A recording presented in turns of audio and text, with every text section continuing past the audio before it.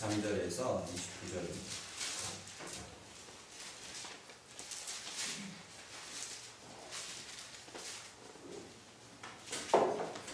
고린도전서 11장 23절에서 29절 말씀.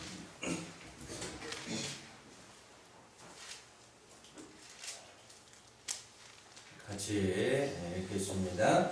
내가 너희에게 전한 것은 주께 받은 것이니 곧 주 예수께서 잡히시던 밤에 떡을 가지사 축사하시고 떼어 이르시되 이것은 너희를 위하는 내 몸이니 이것을 행하여 나를 기념하라 하시고 식후에 또한 그와 같이 잔을 가지시고 이르시되 이 잔은 내 피로 세운 새 언약이니 이것을 행하여 마실 때마다 나를 기념하라 하셨으니 너희가 이 떡을 먹으며 이 잔을 마실 때마다 주의 죽으심을 그가 오실 때까지 전하는 것이니라. 그러므로 누구든지 주의 떡이나 잔을 합당하지 않게 먹고 마시는 자는 주의 몸과 피에 대하여 죄를 짓는 것이니라. 사람이 자기를 살피고 그 후에야 이 떡을 먹고 이 잔을 마실지니 주의 몸을 분별하지 못하고 먹고 마시는 자는 자기의 죄를 먹고 마시는 것이니라. 아멘. 네, 말씀 나누겠습니다. 성례, 성찬의 목적입니다. 오늘은 성찬 예식이 있는 주일이기 때문에 성찬식에 맞는 주제로 설교를 합니다. 그래서 2주 동안 어떻게 편하셨나요? 몸은 되게 편한데 마음 한쪽이 되게 불편해가지고 아니 그랬는데 제가 새삼 느꼈어요. 이렇게 모이는 게 별거 아닌 것 같아도 굉장히 중요하다라는 거를 새삼 느꼈어요. 어쨌든 이렇게라도 예배 드리면서 여러분들 만나 뵙게 돼서 참 되게 반갑네요. 자, 오늘 우리가 나눌 이 성찬에 대한 말씀, 이 성찬의 이 목적은 사실 이 성찬의 두 가지 목적뿐만이 아니라 성도의 신앙생활과 또 성도의 여러분들의 그 남은 인생 전체의 두 가지 목적이기도 합니다. 성찬식은 여러분들이 아시는 바와 같이 예수 그리스도의 몸을 상징하는 떡과 예수 그리스도의 피를 상징하는 포도주를 나누면서 그를 기념하는 것으로 알고 있습니다. 그래서 오늘 성만찬을 행하기 이전에 우리가 말씀으로 먼저 우리를 살펴 어떤 마음으로 이 예식에 임하는지를 알고 그 마음으로 본 예식에 임하기 위해서 이렇게 말씀을 나누는 것이죠. 자, 오늘 우리가 살펴볼 내용은 성만찬을 행하는 목적입니다. 성만찬을 행하는 첫 번째 목적은 그를 기억하기 위함입니다.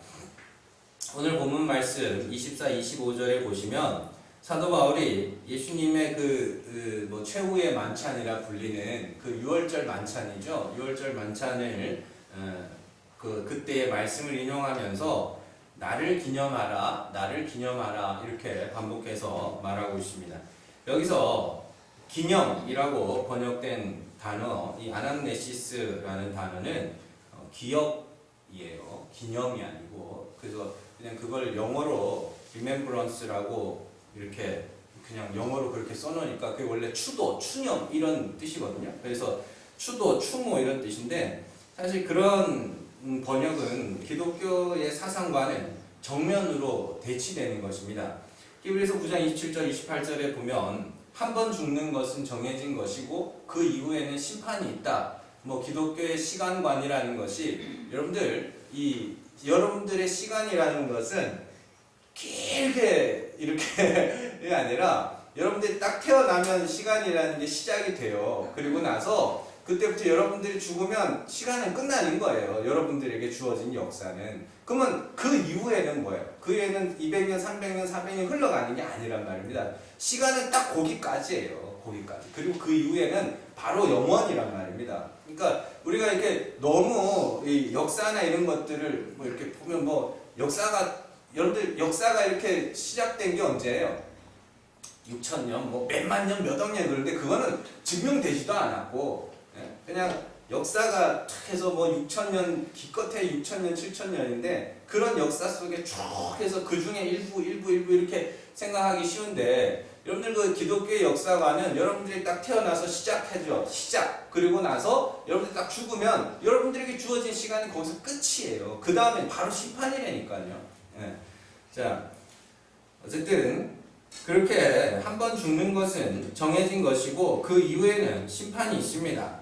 곧 여기서 우리가 죽은 자를 위해서 추도하고 추모하는 것은 아무런 의미가 없어요. 그래서 이게 기독교적인 효의 개념이기도 한데 부모님이 살아있을 때 효도해야 되는 거지 죽을 때에 효도하면 죽은 부모님이 살아 올라와서 아이고 나를 위해서 이렇게 맛있는 제사상을 차려놨구나 그러면서 그걸 이렇게 상에 차려난 거 가져가가지고 저 무덤가에 가서 저승에서 친구들하고 나눠 먹고 막 그래요. 그럼 영화나 이런 데 보면 나오더만요. 그런 장면들이. 그런 거 없어요. 자, 죽음 이후에는 심판을 통과하여 영생과 영벌로 나뉘게 되기 때문에 살아있는 동안 잘 해야 해요. 그래서 여러분들 제사상 있잖아요. 제사상은 그건 잔치상입니다. 잔치상이에요. 자기 잘 먹자고 차리는 거지. 그거 진짜 누가 귀신이 올라와가지고 먹는다 생각해보세요. 진짜 한번 제사상 차려놨는데 누가 와가지고 거기 전이라도 한 입 확 비워 물어보세요. 다들 도망갈 거면서 아이고 할아버님 오셨어요 막 이럴 것 같아요. 다 도망가지. 자, 그래서 주기적으로 잔치를 벌이는 거예요. 자기 잘 먹고 잘 살려고 하는 거지 거기 무슨 효가 있어요. 그래서 요즘은 안 믿는 사람들도 제사 안 지내는 사람들 굉장히 많습니다. 그래서 조상 덕 본 사람들은 제사 안 지내고 해외여행 간다 그러잖아요. 네, 어쨌든 교회 다니는 사람들도 유교 문화를 벗어나지 못해서 추도 예배를 드리기도 하는데 추도 예배의 목적은 그 산 사람들의 위로를 위해서 하는 겁니다. 그래서 몇 번 하다가 이제 좀 더 이상 위로를 안 받아도 될 것 같으면 안 해도 돼요. 아무 중요한 거 아닙니다. 근데 이제 거기서 잘못하면 이제 많이 실수하는 게 죽은 사람을 위해서 막 기도하고 막 이런 경우가 있거든요. 그 조금 더 나가면 면죄부 되는 거예요.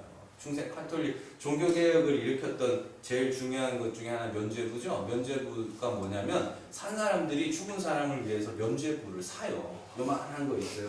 요즘도 있거든요. 카톨릭에는 그 목에 걸고 다니거든요. 그래서 그걸 사면 죽은 사람의 죄가 사해지는 거예요. 그래서 천국 가고 막 그러는 건데 그거는 이단의 삶이에요. 그거는.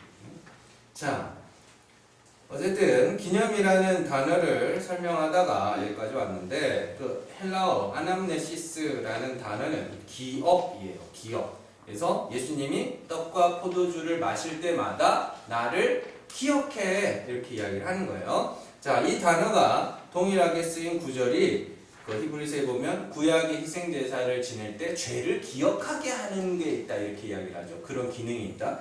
그 이야기예요.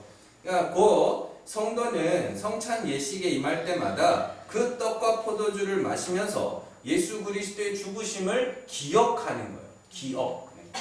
그러면 예수 그리스도의 무엇을 기억해야 하는가가 중요하죠. 예수님께서는 공생의 기간 동안에 스스로를 생수로 또 생명의 양식으로 소개하셨습니다. 자, 요한복음 4장으로 한번 가볼게요. 요한복음 4장 12절에서 15절입니다.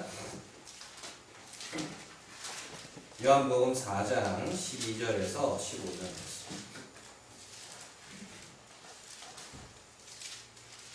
요한복음 4장 12절에서 15절. 같이 읽습니다. 우리 조상 야곱이 이 우물을 우리에게 주셨고 또 여기서 자기와 자기 아들들과 짐승이 다 마셨는데 당신이 야곱보다 더 크니까 예수께서 대답하여 이르시되 이 물을 마시는 자마다 다시 목마르려니와 내가 주는 물을 마시는 자는 영원히 목마르지 아니하리니 내가 주는 물은 그 속에서 영생하도록 솟아나는 샘물이 되리라. 여자가 이르되 주여 그런 물을 내게 주사 목마르지도 않고 또 여기 물길로 오지도 않게 하옵소서. 아멘. 예수님께서 그 사마리아의 수가성 여인에게 생수를 주겠다 이렇게 말씀하셔요. 생수를 주겠다. 그러면서 내가 주는 물을 마시는 자는 그 속에서 영생하도록 솟아나는 샘물이 될 거다. 절대 목마르지 않을 거다. 이렇게 이야기를 해요. 그래서 예수님이 그 여인에게 물을 주셨어요? 네? 물 줬어요? 안 줬어요. 왜 안 줬어요? 준다며. 그러니까 성경을요, 여러분들이 정말로 잘 생각하면서 읽으셔야 돼요. 네. 물 준댔는데 안 준다니까요. 네. 물 안 줘요. 그냥 이걸 갖다가 이런 소리 하는데 물 안 줘요. 우리가 알고 있는 그물은 주지 않아요. 대신에 물 주겠다 그래 놓고는 예수님이 뭐 하셔요? 너 남편 몇이야? 이래 버려요. 그게 물 준 거라니까요. 그 여인은 여섯 번째 남편은 아니죠. 여섯 번째 남자와 살고 있었고, 그 가늠한 여인이었으며 죄인 중에 죄인이었으며 혈통적으로 사마리아 여인으로서 유대인의 관점으로 봤을 때는 최악의 존재였죠. 자, 예수님께서 주신 물이 바로 그거예요. 그의 약함과 그의 죄를 폭로하시고, 그래서 너는 내 십자가, 너는 내 죄사함의 은혜가 꼭 필요한 자야. 너는 용서받아야 하는 죄인이라는 걸 알았지? 라고 말씀하신 거예요. 그게 물을 준 거예요. 그러니까 여자가 자기의 죄가 확 드러났죠. 그 마음속에 있는 것들이. 그러니까 뭐예요? 그래서 예배에 대한, 제사에 대한 이야기가 나오는 거예요. 우리 조상은 이 산에서 드려야 된다고, 너희 조상은 그 산에서 드려야 된다고 하는데 도대체 어디 가서 예배 드려야 되냐? 그러니까 예수님 말하는 너희는 그들은 알지 못하는 것을 예배하고 우리는 아는 것을 예배하고 영과 진리로 예배하고, 그런 이야기가 나오면서 맨 마지막에 25, 26절에 가면 메시아가 오면 우리에게 모든 걸 가르쳐 준다던데, 그러니까 내가 그 사람이야 이렇게 이야기를 한단 말이에요. 그러니까 그런 이야기를 그러니까 물이라는 거, 그러니까 마시는 물을 주고, 차라리 그러면 얼마나 쉬워요. 근데 그런 이야기가 아니란 말입니다. 예수님이 그 여인이 죄사함을 받아야 하는 자라는 것을 확 폭로시켜내시고, 그래서 너는 내게서 죄사함을 받아야 하는 거야 라고 가르쳐 주신 것이, 그게 생수를 공급한 거라니까요. 그래서 그 여인으로 하여금 예수 그리스도를 믿고 그를 자랑하도록 만드는, 그래서 그 여인이 뭐라 그래요? 동네 사람들에게 가서 뭐라 그래요? 내가 메시아를 만났다. 그러면서 뭐라 그래요? 그가 내가 행한 바를 다 말하던데, 이렇게 이야기해요. 그게 뭐예요? 내가 다섯 남자랑 이혼하고 여섯 번째 남자랑 살던 걸 말하던데, 네. 그렇게 이야기를 하는 거예요.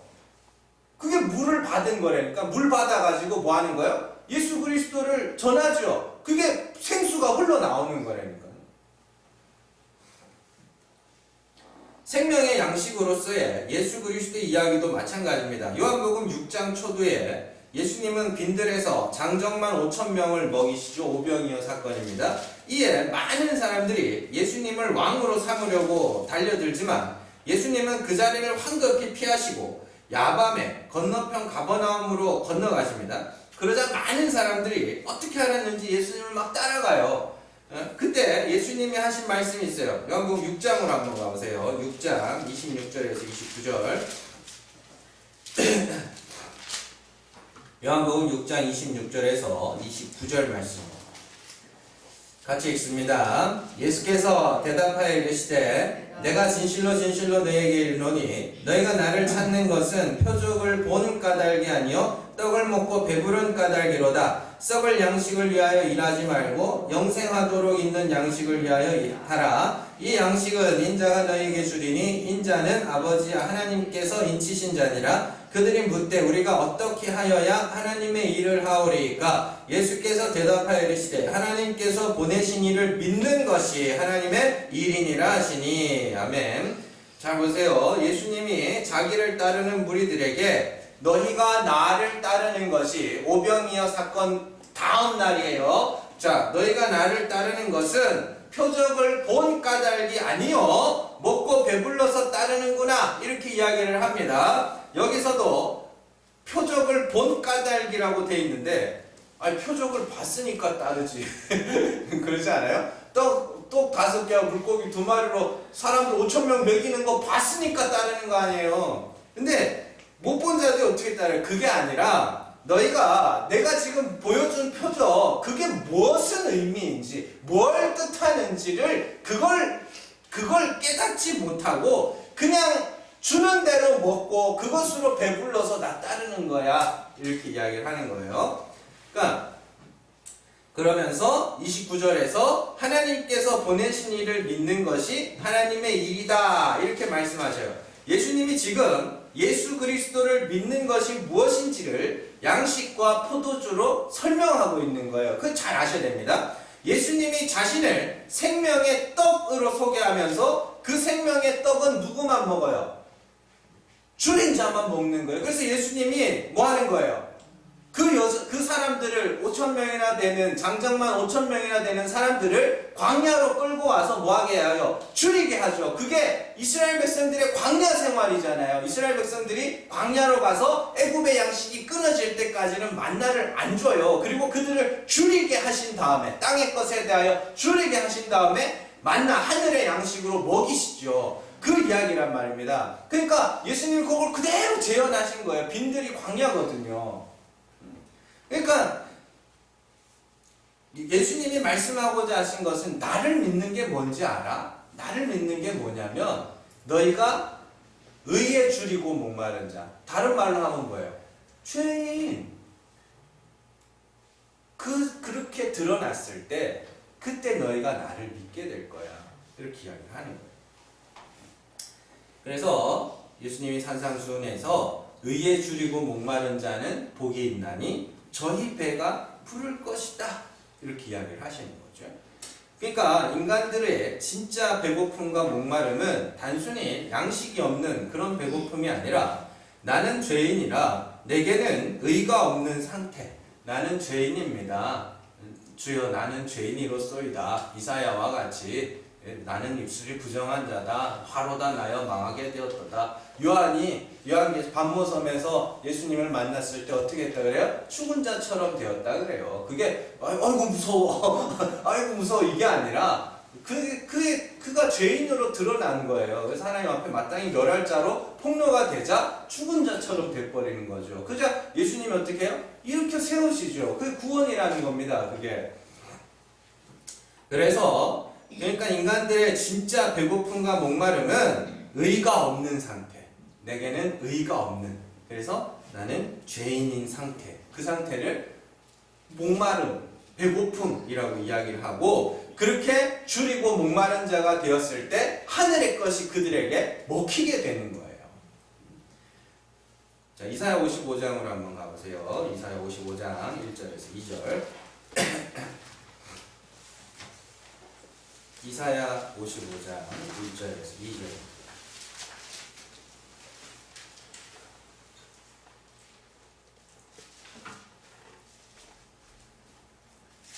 자, 1절 2절 같이 있습니다. 오호라 너희 모든 목마른 자들아 물로 나오라. 돈 없는 자도 오라. 너희는 와서 사 먹되 돈 없이 값 없이 와서 포도주와 젖을 사라. 너희가 어찌하여 양식이 아닌 것을 위하여 은을 달아주며 배부르게 하지 못할 것을 위하여 수고하느냐. 내게 듣고 들을지어다. 그리하면 너희가 좋은 것을 먹을 것이며 너희 자신들이 기름진 것으로 즐거움을 얻으리라. 아멘. 하나님께서 목마르고 배고픈 자들을 찾으셔서 그들에게 포도주와 젖과 양식을 주시는데 그 어떻게 준다 그래요? 값없이 준다 그래요. 값없이. 하나님은 은혜의 하나님이기 때문에 거기에 값을 치르게 되면 은혜가 은혜되지 못해요. 그래서 하나님이 반드시 그들을 줄이고 목마르게 하신 다음에 먹이고 입히시는 거죠. 마시게 하시는 것이죠. 그 배고픔과 목마름은 자신이 죄인이며 불의한 자임을 깨달아 의에 줄이고 목마른 상태. 뭐가 의로운 일일까요? 이게 의에 줄이고 목마른 게 아니고 내게는 아무 의가 없다는, 내게는 의가 없구나. 내가 참 마음속에 자랑처럼 갖고 있던 그 모든 것들도 의가 아님을 알게 됐을 때 그때 됐을 때 하나님 이거는 뭐 어떻게 할 수가 없는 거예요. 죄인으로 드러났을 때 그때를 의에 줄이고 목마른 상태라 하고 그들이 뭘 구하겠어요? 하늘의 양식을 구하는 거죠.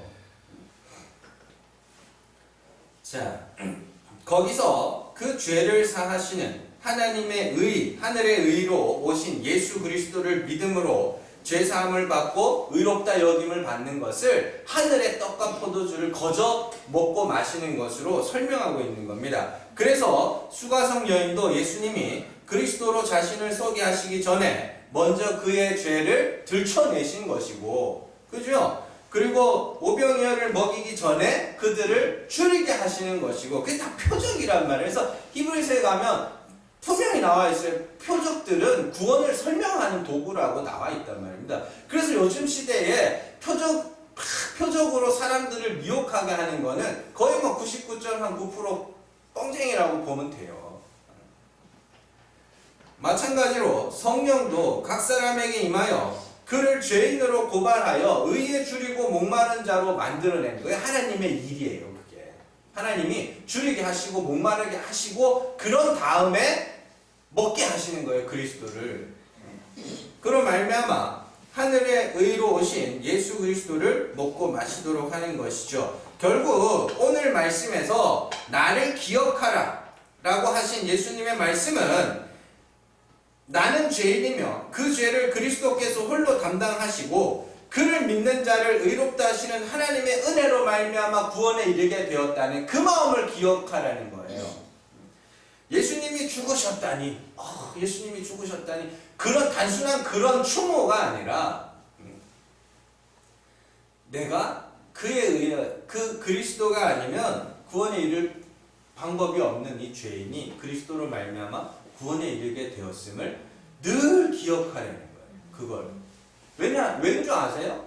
그건 늘 잊어버리는 거거든요.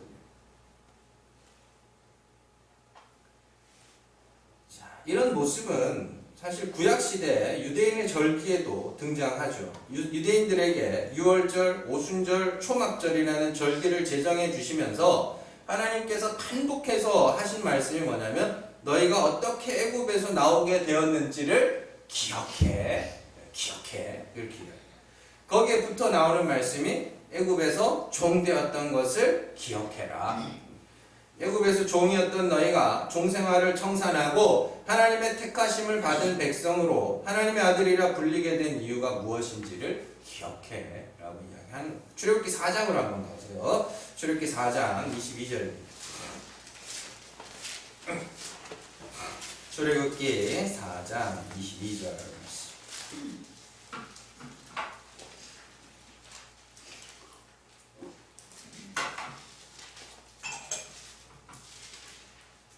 같이 읽습니다. 너는 바로에게 이르기를 여호와의 말씀에 이스라엘은 내 아들 내 장자라. 아멘.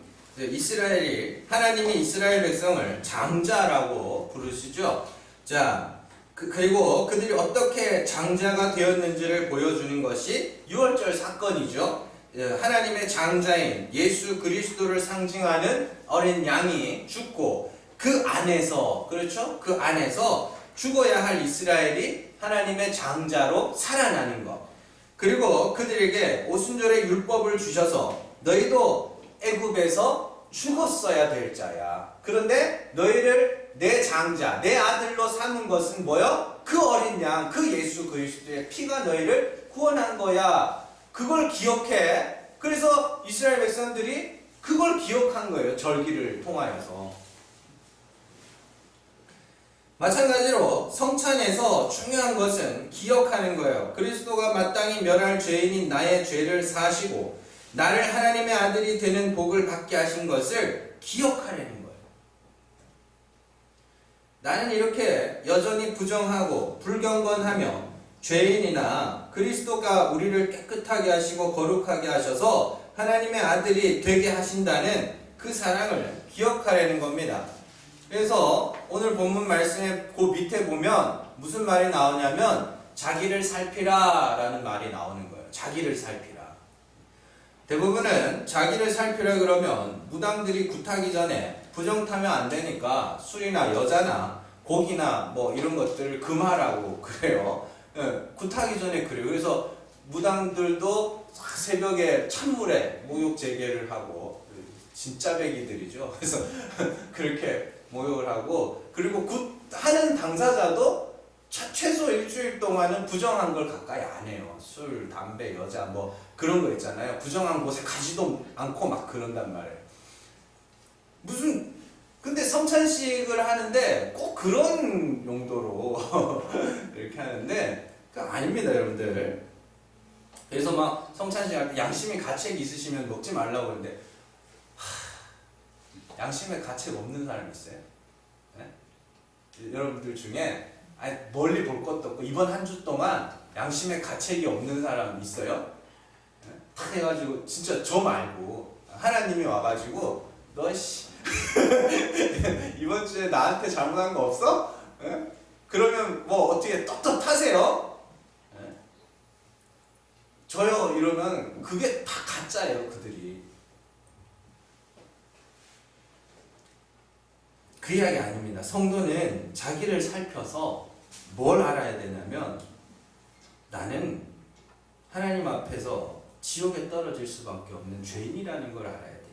그런데 그 멸망과 그 심판에서 건져내신 분이 예수 그리스도다라는 그걸 갖고 오셔야 되는 거예요. 그게 자기를 살피는 거라니까요.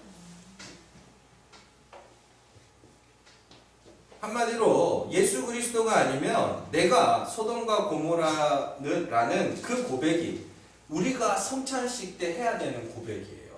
그 마음이에요. 그게 나는 이번 주에 성찬식을 위해서 내가 진짜 욕도 안 하고 막 깨끗하고 청결하게 살고, 오늘 새벽에 목욕탕 갔다 왔어. 옛날에는 막 그랬었거든요. 토요일날 목욕탕 갔다 와서 막 성찬식하고 그랬는데, 뭐 욕도 한마디 안 하고 화도 안 내고 부부 싸움도 안 하고 화도 한마디 안 내고 그렇게 왔다고. 그게 도리어, 그래서 내가 예수가 필요한 자라는 사실을 모르면요, 그게 오늘 말씀이 말하는 자기 죄를 먹고 마시는 거예요.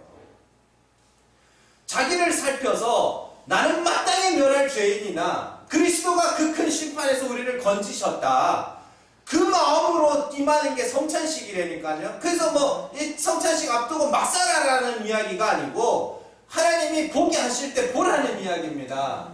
네? 나는 예수의 십자가로만 구원에 이를 수밖에 없는 그런 불가능한 죄인입니다. 그 마음으로 와서 그 떡과 예수 그리스도의 살과 피를 상징하는 그 십자가를 상징하는 이 떡과 포도주를 나누면서, 예수 그리스도가 아니면 나는 마땅히 멸할 자야, 그 마음으로 먹고 마시면서, 그래서 이런 죄인을 위하여 죽으신 예수 그리스도의 사랑에 감사하고 그 아들을 내어주신 하나님의 은혜에 찬송하는 거, 그게 진짜 성찬이라니까요. 여러분들이 얼마나 깨끗한가를 자랑하는 자리가 아니에요. 여기는 우리의 실체를 인정하고, 그래서 나는 예수의 십자가로만 구원에 이를 수밖에 없는, 정말로 하나님의 은혜와 그 긍휼하심으로만, 그 자비하심으로만 구원에 이를 수밖에 없는 그런 죄인임을 마음속 깊이 깨달아서 우리가 이 성찬에, 또 예배에, 모든 예배에 그걸 하는 거예요. 그러니까 이게 보면은 성경은 하나님의 계시 아닙니까? 바울에게도 하나님의 계시가 있었다 그러니까 신약도 계시가 있어요. 그런데 성경이 서로 모순되면 안 되잖아요.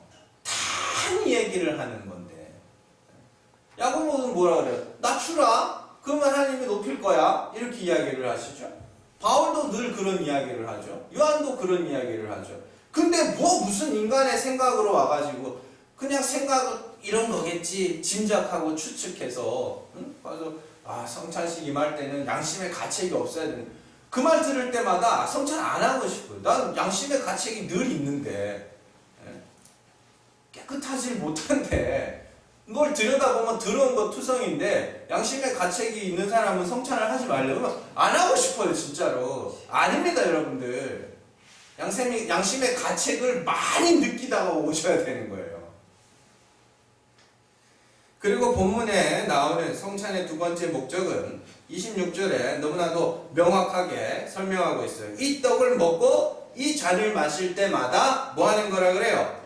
주의 죽으심을 오실 때까지 전하는 것이라고 그래요. 예수 그리스도의 십자가가 나를 의롭게 하며 예수 그리스도로 말미암아 의롭다함을 받게 되고 예수 그리스도에 의하여 거룩하게 하심을 입게 된 성도들, 그리스도로 말미암아 구원함에 이르게 되는 성도들이 자랑해야 할 게 뭐예요? 예수 그리스도죠.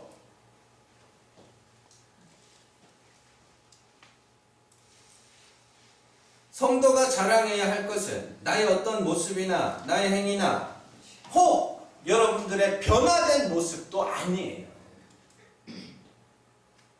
성도들에게 변화가 있어요. 분명히 있어요. 자기가 부인되어 가면서 나타나는 변화들이 있단 말이에요. 근데 그것마저도 여러분들이 자랑해야 될 건 아니란 소리예요. 세상 사람들이 아무리 여러분들에게 야, 어떻게 참 그런 사람이 어딨어, 어떻게 이렇게 됐냐, 옛날에는 이 모양이더니 어떻게 이렇게 됐어 라고 말해도 여러분들은 누구를 자랑하는 거야? 예수 그리스도를 자랑하는 거야. 아주 단순한 거야. 지금 고린도전서에서 사도 바울이 늘 하는 이야기 그잖아요. 차라리 어리석은 자가 되라 그러죠. 어리석은 자, 뭐가 어리석은 자? 예수밖에 모르는 거, 그것밖에 모르는 거. 그러니까 내가 이만큼 변화됐어? 전엔 안 이랬는데 이번 주에 2주 동안 2주는 아니고 한 주죠. 출근을 시작했어요. 집사람이 학교 출근을 시작해가지고 집에 누가 있어요? 애들 다 있는데 반면이고 설거지하고 이제 싹 해. 한번 하면 되게 잘해요. 그래서 일주일 동안 그냥 손댈 것도 없이 깨끗하게 해놨더니 얼마나 좋아하든지 이제 안 해요. 아니 그렇게 전에 같으면은 막 그런 거 해놓고 이제 어질리잖아요. 어질리면 난리 나는 거예요. 어질리면 진짜 집안이 뒤집어졌거든요. 근데 이번에 안 그러는 거예요. 어질르면 즉시 바로바로 치우고 그리고 별로 화를 안 내고 내가 이렇게 온유해졌나? 근데 얼마 못 가요. 어쨌든 그런 것들, 그런 변화들, 그런 것들 자랑할 거 아니에요. 여러분들 진짜 자랑해야 되는 건 바탕이 멸할 나를 구원하신 예수 그리스도란 말입니다. 고린도전서 1장으로 한번 가보세요. 고린도전서 1장 30절에서 31절.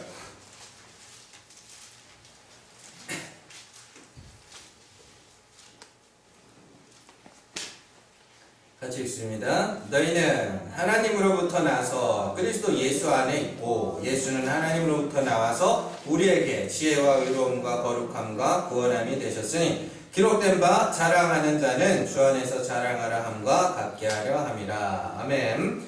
보세요. 너희는 하나님으로부터 나서 그리스도 예수 안에 있고 예수는 하나님으로부터 나와서 우리에게 예수가 지혜와 의로움과 거룩함과 구원함이 되셨으니 자랑하려면 뭘 하라 그래요? 예수를 자랑하라 그러죠. 갈라디아서 6장 한번 가보세요. 갈라디아서 6장 14절입니다. 갈라디아서 6장 14절.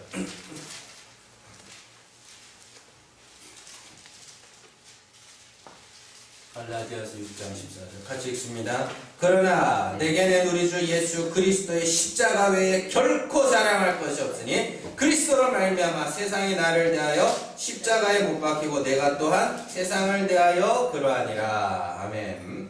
보세요. 인간은 하나님의 심판의 대상이며 그 심판 가운데서 살아날 수 있는 것은 그리스도를 믿는 믿음 외에는 어떤 것도 없습니다. 그리고 그 심판에서 우리를 산자로 여김받도록 하기 위해서 예수 그리스도께서 오셨고 그 예수 그리스도를 믿으면 산자가 되는 것이고 산자들의 나라로 들어가는 거예요. 그 산자나 의인이나 다 같은 이야기입니다. 믿지 않고 그리스도를 믿지 않고 여전히 자기 행위, 자기 의를 의지하고 있으면 그 심판에서 살아날 자가 없는 거예요. 그래서 행위대로 하나님의 행위대로 갚으시리라. 이 말은 뭐냐면 행위로 나와 그러면 행위대로 갚아줄게 이렇게 이야기해요. 그러면 행위대로 해서 하나님 앞에 산자로 여김 받을 자가 없다는 소리예요. 인간의 의와 하나님의 의는 섞을 수도 없거니와 섞이지도 않습니다. 성령의 인도하심과 육체의 소욕은 정반대이기 때문에 온전히 예수 그리스도를 믿음으로만 구원에 이르든지 자기 행위를 의지하다가 멸망하든지 둘 중에 하나예요. 그래서 예수 그리스도만 의지하고 수시로 그가 아니면 구원받지 못할 나를 알라고 인간이 예수를 믿은 후에도 변화가 크게 나타나지 않는 겁니다. 변화가 없진 않아요. 있어요. 있는데 막 전과는 완전히 달라진 그런 인생들을 살지 못해요. 그거는 여러분들의 삶이 증명하고 있는 거 아닙니까?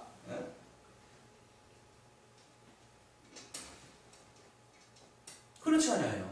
뭔가 뭐 대단하게 특별한 존재, 예수 믿고 나서 어떻게 되게 특별한 존재가 됐어요? 뭔가 조금 변한 것 같긴 한데 금세 또 제자리라니까요. 금세. 그럼 뭘 배우는 거예요? 이게 내가 어떻게 되는 게 그게 중요한 게 아니구나. 내가 어떻게 변하고 그런 게 가장 중요한 게 아니라 뭐예요? 그리스도만 의지하도록 하는.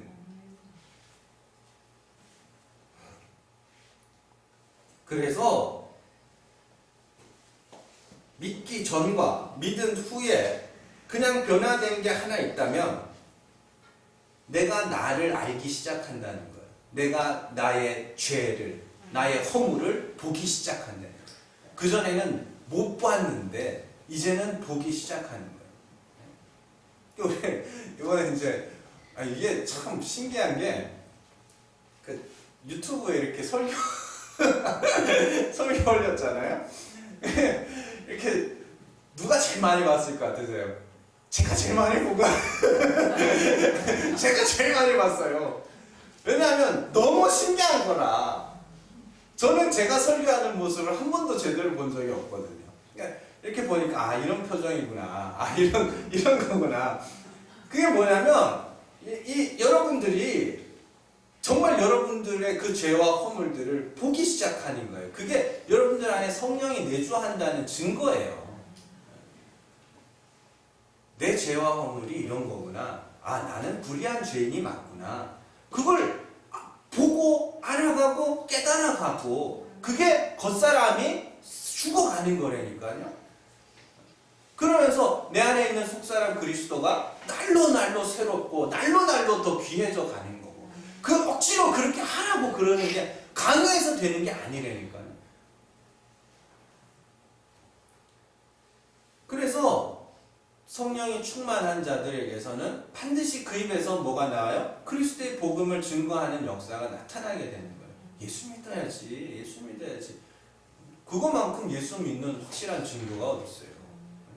교회 나와가지고 신천지들도 지네는 예수를 믿는지 사람을 믿는지도 구분을 못하는 등신들도 나와가지고 여기 예배당에 다 앉아있는데 그게 예수 믿는 증거라면 아니잖아요.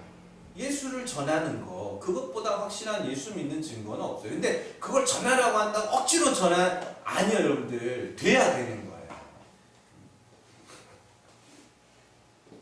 성찬의 궁극적인 목적이 바로 여기에 있는 겁니다. 성찬 예식 자체에 큰 의미를 둔 카톨릭이나 루터나 또 칼빈의 신학을 따르는 이들은 그 성찬 예식이 행해지는 그 순간에 집중하고 그 예식 자체에 큰 의미를 두지만 성찬이 생명이신 예수 그리스도를 믿어 구원에 이르게 되었다는 것을 기억하는 것이며 그 예수 그리스도의 죽으심이 우리를 구원하신다는 것을 주가 오실 때까지 전하는 것이 진짜 목적이라면 이 자리에서 일어나는 떡과 포도주를 나누는 것보다 나가서 그 이후에 나가서 전하는 것에 훨씬 더 무게가 있어야 된다는 소리예요. 그래서 하나님이 구약에서도 마찬가지죠. 계속 뭐하라 그래요? 절기를 주시면서 그걸 기억해라. 애굽의 종되었던 때를 기억하라라고 하면서 동시에 뭐해요? 자손들이 물어보거든. 자손들이 이 예식에 대하여 물어보거든. 뭐하라 그래요? 말해주라 그래요. 애굽의 종되었던 때에 그 어린 양의 희생으로 그 하나님의 크신 능력으로 우리가 이렇게 자유함을 얻게 되었어 라는 것을 말해줘. 똑같은 거잖아요. 구약의 하나님이나 신약의 하나님이나 똑같으신 분이라니까요. 초대교회 성도들은 모일 때마다 떡을 떼었다는 말이 사도행전에 나와요. 한번 가보세요. 사도행전 2장 42절입니다. 사도행전 2장 42절.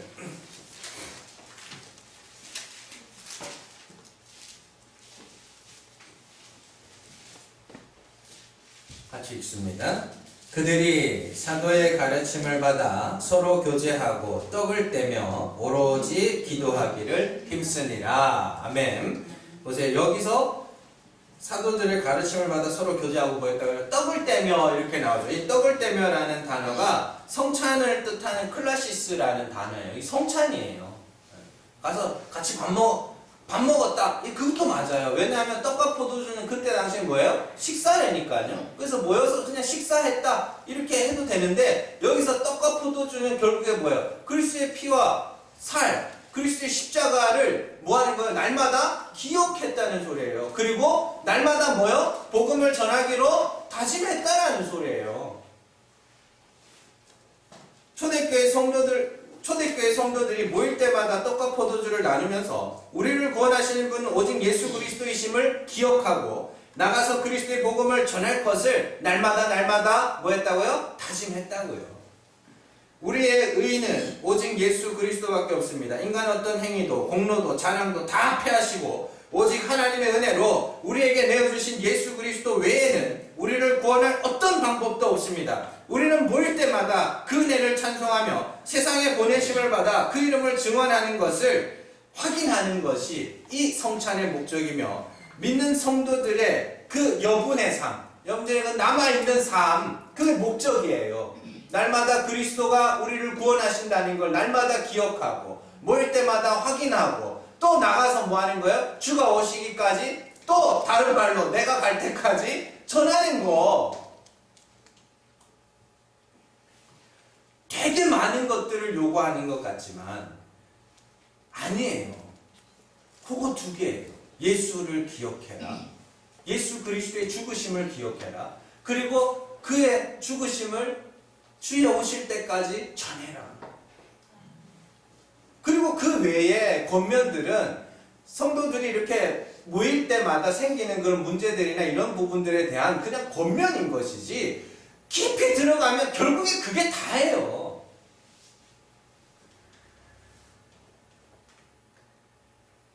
여러분들 기쁨과 감사함으로 떡을 나누고 듣지 못하여 믿지 못하는 자들에게 예수 그리스도의 죽으심과 그로 말미암아 죄사함을 받고 구원에 이르게 되는 그 복음의 기쁜 소식들이 여러분들의 입술의 열매로 많이 맺혀지는 역사였기를 주님의 이름으로 축원합니다. 기도하겠습니다.